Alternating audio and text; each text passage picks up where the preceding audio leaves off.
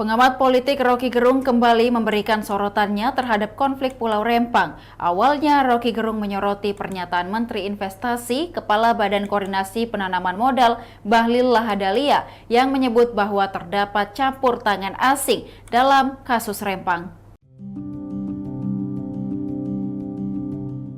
Menurut Roky Gerung, hal tersebut tidak tepat, sebab menurutnya konflik agraria di Pulau Rempang tersebut imbas dari ambisi Presiden Jokowi menjadikan infrastruktur sebagai legasi.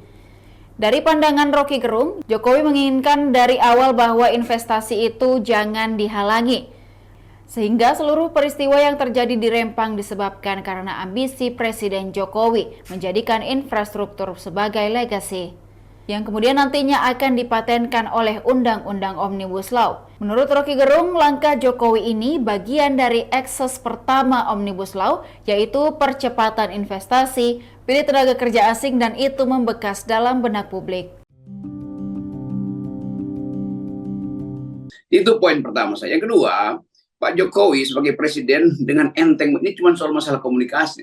Seolah Pak Jokowi nggak punya kalimat lain, setiap kali masalah komunikasi, soal harga BBM, soal apa aja itu soal masalah komunikasi.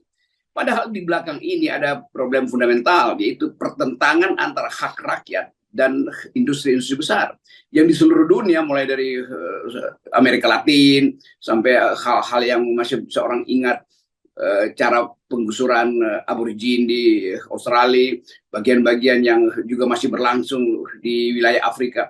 Jadi ini bukan soal komunikasi, Pak Presiden. Ini soal rencana pembangunan yang oleh Pak Presiden diasumsikan harus berjalan. Karena apa? Karena disebut ini